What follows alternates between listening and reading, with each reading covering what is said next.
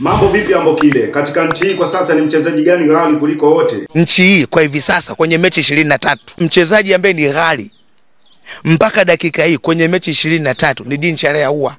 Cha kwanza age yake, cha pili magoli aliyokuwa nayo, cha tatu assist, ukiunganisha bilioni 6. Chuma cha Mjerumani sio Aziz Ki. Nisikilize, Jean Charles Ahoua MVP la Cote d'Ivoire. Tena watu wawe makini sana. Wasipoangalia atachukua tena MVP huyu. Haya, wewe MVP sio unampa nani? Fei Toto. Kipanya 33. Unampa nani? Unampa nani? Umepigaje hapo? Maana utakuwa unawakosea heshima na Simba Sports Club. Unampa nani? Mudathiri. Ina maana hakuna wa kumpa zaidi ya Ahoua. Kama mambo yakienda namna hii, Jean Charles Ahoua anakwenda kuwa MVP kwenye mataifa mawili tofauti. Akianza taifa lake la nyumbani Cote d'Ivoire na la Tanzania. Wasipokuwa makini, huyu ndiye mchezaji ghali kulikweli kwa hivi sasa. Cha kwanza umri wake aliokuwa nao bado kinda, na nipata taarifa hana mke. Bado kinda.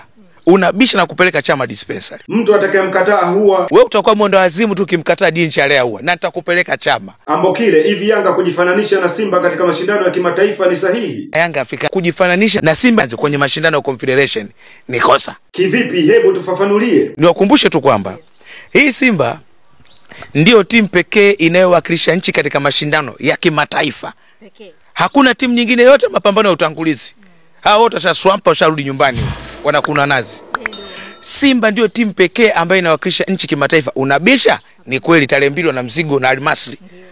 Ukibisha ni maaba yako tu. Lakini timu ya Simba ndio timu pekee ambayo ina mchezaji ambaye anahusika kwenye magoli mengi nchini mpaka dakika hii. Unabisha? Nitakuletea mkeka wa TPLB. Tuletee takwimu. Jean Charles Ahoua mjumuiko wa magoli 19. Anayemfuatia nani? Manake Simba kwenye msimu huu ukiwatazama, si ndio? Ni timu ambayo ukijichanganya kazi unayo. Ndio maana toa tahadhari mapema kwa big man. Unanipata vizuri? Waje na discipline mara mbili kuiheshimu Simba. Lakini vinginevyo Simba inakwenda kulipa bomu mchwali. Amini ninachokuambia. Labda Simba iamue kunizalilisha, kunifedhesha. Lakini mechi ya Simba na big man, Simba ikiheshimu big man, big man ikiheshimu Simba, si ndio? Ni mechi ambayo Simba inakwenda kulipa bomu mchwali. Vizuri kabisa kulingana na ubora wa Simba aliokuwa nao. Aliyemleta Jean Charles Ahoua Simba. Aliyemleta Jean Charles Ahoua peponi moja kwa moja. Peponi anaenda.